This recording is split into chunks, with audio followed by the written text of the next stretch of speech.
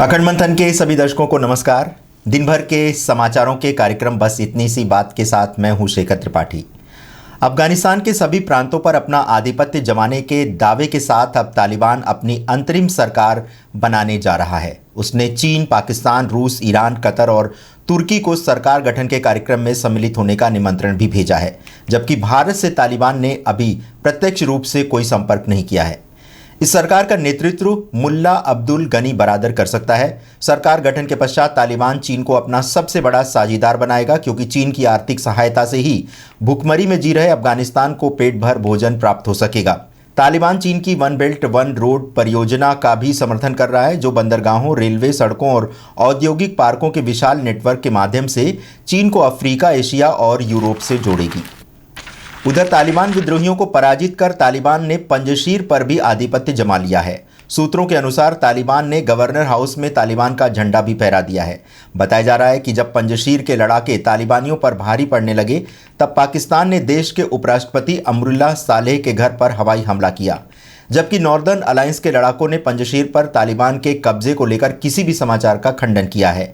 वैसे बताया जा रहा है कि तालिबान फोर्स के आगे पंजशीर के विद्रोहियों की सेना कमजोर पड़ने लगी थी। इस बीच अहमद मसूद की ओर से तालिबान को बातचीत का न्योता भी भेजा गया था। इस मध्य तालिबान के पंजशीर पर आधिपत्य के दावे का खंडन उपराष्ट्रपति अमरुल्लाह सालेह ने किया है। उनके अनुसार तालिबान विद्रोही अभी भी अपने नेताओं एवं सैन्य कमांडरों के साथ उपस्थित हैं। इस मध्य अफगानिस्तान में बढ़ते नागरिक संघर्ष को देखते हुए वहां पुनः अमेरिकी सेना भी तैनात की जा सकती है। अमेरिकी सीनेटर लिंडसे ग्राहम ने कहा है कि अमेरिकी सेना को दोबारा अफगानिस्तान जाना होगा। ये निकट भविष्य में होना तय है। जैसा कि अमेरिका ने इराक और सीरिया से फौज हटाने के पश्चात वहां दोबारा फौजें भेजी थीं, आज भी इराक में 5000 अमेरिकी सैनिकों की तैनाती क्यों है? उधर तालिबानी प्रवक्ता के अनुसार संयुक्त राष्ट्र के प्रतिनिधिमंडल ने अफगानिस्तान में सभी मूलभूत आवश्यकता के साथ सहयोग देने का आश्वासन किया है। पंजशीर घाटी पर नियंत्रण करने के पश्चात तालिबान उन अफगानियों से प्रतिशोध लेने को कह रहा है जो अमेरिकी सैनिकों की सहायता कर रहे थे। इसके अतिरिक्त अभी अफगानिस्तान में एक अंतरिम सरकार बनेगी, जिसमें बाद में परिवर्तन किए जा सकते हैं। समस्या ये है कि तालिबान के ही अलग अलग गुटों में सत्ता के बंटवारे को लेकर मतभेद है। इसी कारण स्थायी सरकार बनाने में विलंब हो रहा है। उधर काबुल एयरपोर्ट को तुर्की को सौंपने के पश्चात कुछ ही दिन में दूसरे देशों के लिए हवाई उड़ानें आरंभ हो जाएंगी। इजराइल के कोरोना वायरस के विशेषज्ञ सलमान जारका ने कोविड वैक्सीन की चौथी डोज देने की भी आवश्यकता बताई है। जैसा कि भारत में कोरोना वैक्सीन की अभी 2 ही डोज दी जा रही है, इस मध्य इजराइल में बूस्टर डोज की भी आवश्यकता पर बल दिया जा रहा है। वैसे सलमान जारका के अनुसार चूंकि कोरोना के कई नए वेरिएंट सामने आ रहे हैं एवं डेल्टा वेरिएंट वैसे भी तहलका मचा रहा है, अतः चौथे डोज की तैयारी अभी से कर लेनी चाहिए। उनका मानना है कि बूस्टर डोज से कोरोना वायरस के संक्रमण का संकट कम हो जाएगा। कुछ दूसरे स्वास्थ्य अधिकारियों का भी कहना है कि भविष्य में कम से कम 6 महीने या 1 वर्ष में बूस्टर शॉट्स की आवश्यकता पड़ेगी। एक और केरल में कोरोना का कहर, तो दूसरी ओर वहां 12 वर्ष के एक बालक में निपाह वायरस मिलने के समाचार हैं। यद्यपि राज्य सरकार ने जनता से कहा है कि निपाह वायरस से भयभीत होने की आवश्यकता नहीं है। विश्व स्वास्थ्य संगठन के अनुसार निपाह एक जूनोटिक वायरस है जो जानवरों से मनुष्यों में फैलता है। यह वायरस मेगा बैट्स के सलाइवा से फैलता है। ये संक्रमण मुख्यतः संक्रमित भोजन से होता है। डॉक्टरों के अनुसार चूंकि एक ड्रॉपलेट इन्फेक्शन है, इसलिए सूअरों, बिल्लियों और कुत्तों के माध्यम से भी ये फैल सकता है। निपाह संक्रमण के लक्षण कोविड-19 से मिलते जुलते हैं। प्रारंभ में लोगों को बुखार, सिरदर्द, मांसपेशियों में दर्द, उल्टी आने और गले खराश की शिकायतें आती हैं। इसके पश्चात चक्कर आना, थकान, होश न रहना और एक्यूट इंसेफ्लाइटिस जैसे न्यूरोलॉजिकल लक्षण दिखने लगते हैं। कुछ लोगों में असामान्य निमोनिया और सांस की अन्य गंभीर समस्याएं भी हो सकती हैं।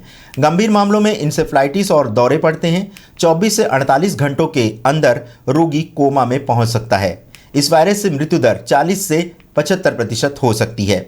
निपाह संक्रमण की पुष्टि के लिए कोविड-19 की तरह RT-PCR टेस्ट कराया जाता है। इसके अलावा एलिसा टेस्ट से एंटीबॉडी भी चेक कर सकते हैं। निपाह वायरस के लिए अभी कोई विशेष दवा या वैक्सीन उपलब्ध नहीं है।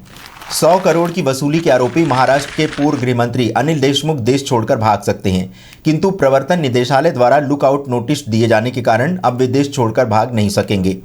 मुंबई के पूर्व पुलिस कमिश्नर परमबीर सिंह ने अनिल देशमुख पर 100 करोड़ की वसूली का आरोप लगाया था। प्रवर्तन निदेशालय इस पूरे मामले की जांच कर रहा है, जिसके अंतर्गत अनिल देशमुख को 5 बार सम्मन भेजा गया, किंतु वे कोर्ट के समक्ष एक बार भी उपस्थित नहीं हुए हैं। जांच में सीबीआई की रिपोर्ट लीक करने के मामले में सीबीआई के सब इंस्पेक्टर अभिषेक तिवारी की गिरफ्तारी भी हो चुकी है। देशमुख की गिरफ्तारी के लिए भी ईडी कई ठिकानों पर छापेमारी कर रहा है। हिमाचल प्रदेश के शिमला ज्योरी क्षेत्र में एक पहाड़ भरभराकर अचानक गिरने लगा। इस कारण नेशनल हाईवे 5 पर लंबा जाम लग गया। ये घटना अचानक हुई, इस कारण लोगों को जान बचाने के लिए भागना पड़ा। अभी किसी भी तरह के जनहानि की सूचना नहीं है। देश में दक्षिण पश्चिम मानसून एक बार पुनः सक्रिय हो गया है। इस कारण अगले 3 दिनों में दक्षिण पश्चिम और उत्तर भारत के कई क्षेत्रों में भारी वर्षा होने की आशंका है। मौसम विभाग ने कहा है कि अगले 3 दिनों के दौरान कर्नाटक, तमिलनाडु और केरल में भारी वर्षा से बहुत भारी वर्षा हो सकती है, जबकि 7 से 9 सितंबर के दौरान हिमाचल प्रदेश, उत्तराखंड, उत्तरी पंजाब, जम्मू कश्मीर और पूर्वी राजस्थान के अधिकांश क्षेत्रों में भारी वर्षा होने का अनुमान है। अभी हाल ही में तालिबानी प्रवक्ता के उस बयान ने मीडिया में बहुत सुर्खियां बटोरी थीं, जिसमें तालिबान ने कहा था कि वह संसार भर के मुस्लिमों के अधिकारों के लिए लड़ेगा, यहां तक कि कश्मीरी मुस्लिमों के समर्थन में भी आवाज़ उठाएगा। किंतु अब उसी तालिबान के प्रवक्ता सुहेल शाहीन ने स्पष्ट किया है कि कश्मीर भारत और पाकिस्तान के आपस का मामला है और उनका संगठन इसमें कोई भी हस्तक्षेप नहीं करेगा। साथ ही साथ ये भी दोहराया कि अफगानिस्तान की धरती का प्रयोग किसी भी दूसरे देश के विरुद्ध नहीं किया जा सकता। तालिबान के इस स्टैंड से पाकिस्तान को तगड़ा झटका लगेगा, जो अफगानिस्तान पर हाल में ही नियंत्रण करने वाले कट्टरपंथी गुट से सहायता की आशा कर रहा था।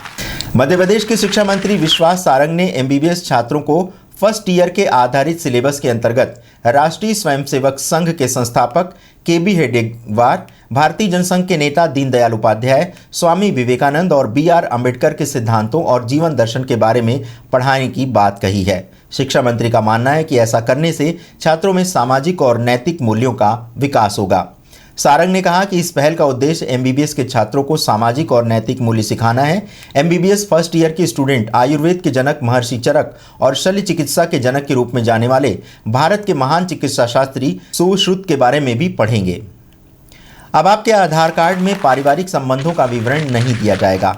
अभी तक आधार कार्ड में पति या पिता के नाम का उल्लेख होता था, किंतु अब पते पर केयर ऑफ के आगे नाम लिखा होगा, किंतु कार्ड धारक के संबंधों को प्रकाशित कर उनकी निजता भंग नहीं की जाएगी।